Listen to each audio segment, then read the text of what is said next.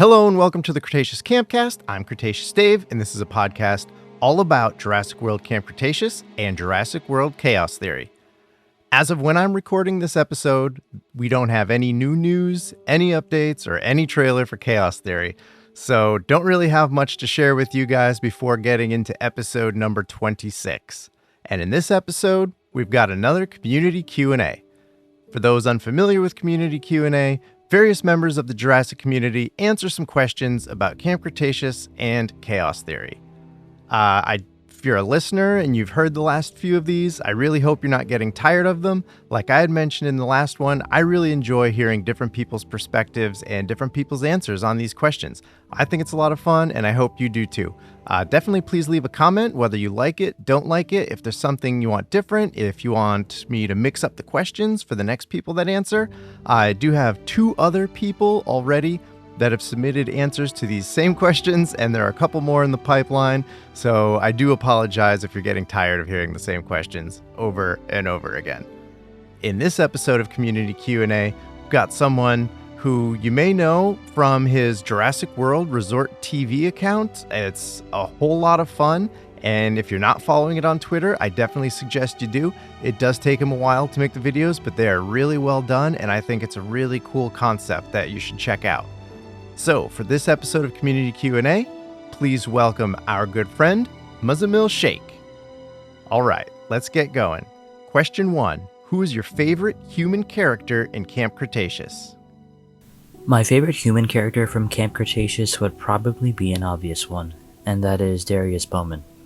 I feel like I resonated with him the most over the course of the series.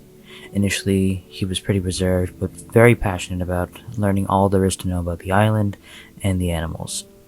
He's also in many ways becoming a leader with deeply caring for his family and his found family in the rest of the Nublar 6. And overall, I think Paul McHale-Williams brilliantly portrays him, and I really admire his passion for the role and this franchise. Who is your favorite non-human character in Camp Cretaceous? My favorite non-human character would probably be Toro the Carnotaurus.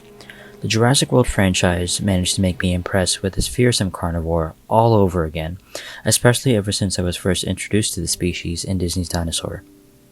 With Toro, he shows up as an imposing threat and obstacle in the way of the Nublar 6.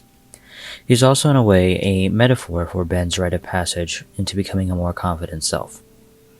I'd even add that with the final season, when many of the dinosaurs were placed under mind control, you really grow to care for these animals, even the most fearsome carnivorous ones, such as Toro, and ultimately it makes you care for them and see that they are worth protecting.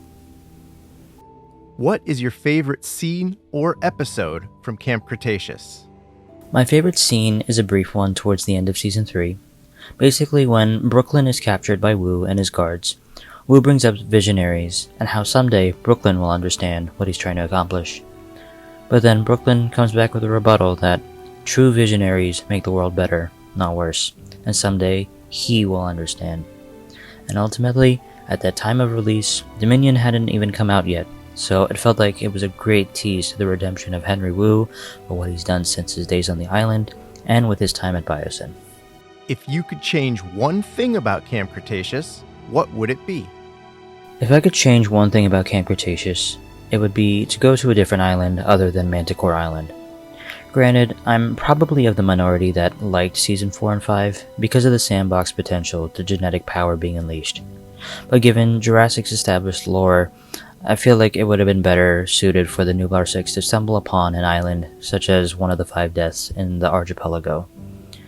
The islands are no surprise even with the games and expanded material of recent, so I feel like they could have explored mysteries of InGen and Masrani through the eyes of the kids on those islands.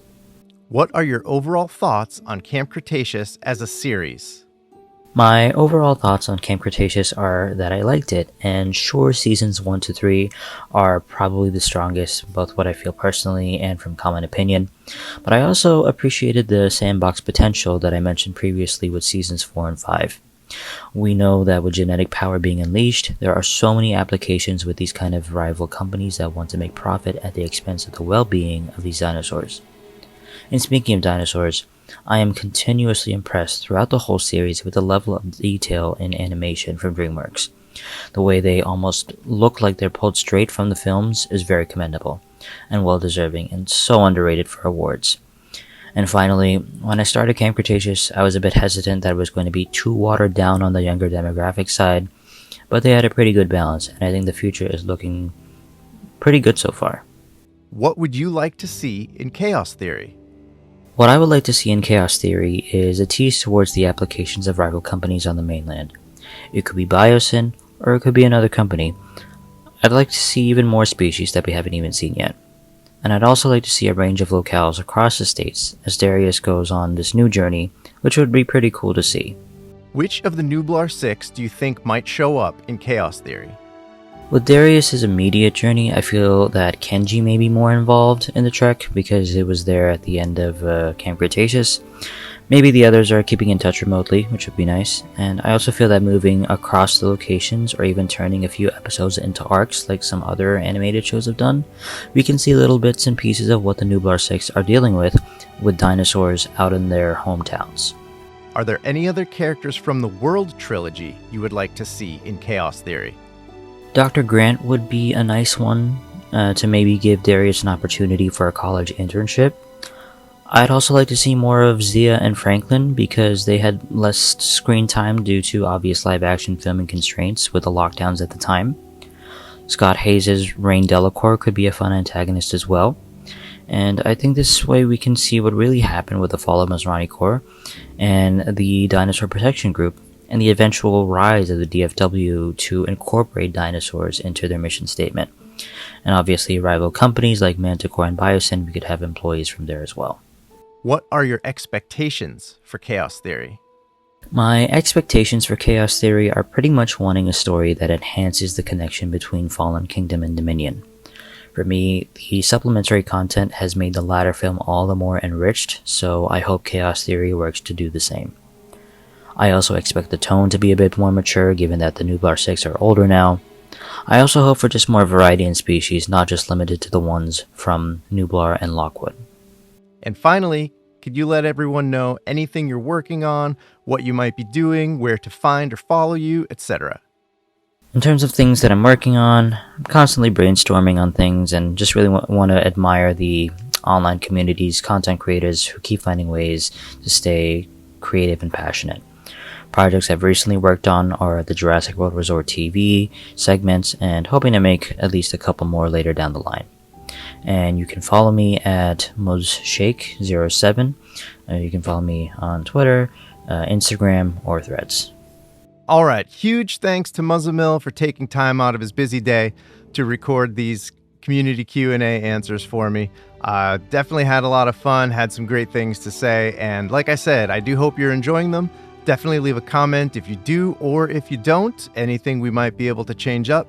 Hopefully by next episode we have some news, maybe a trailer. I'm really thinking not right now. I'm leaning towards middle of April at the earliest, but we'll see. By the time that episode comes out, we might be a week or two into April. So we'll see. Maybe there will be a trailer. Maybe by the time this comes out, there will be a trailer, and I'll have to update this or post something in the meantime. We'll see. Not expecting it, but who knows? Maybe they'll surprise us. So thank you once again for listening or watching, and I hope everyone out there has a great day. Stay safe, stay Jurassic, and have a good one. So long.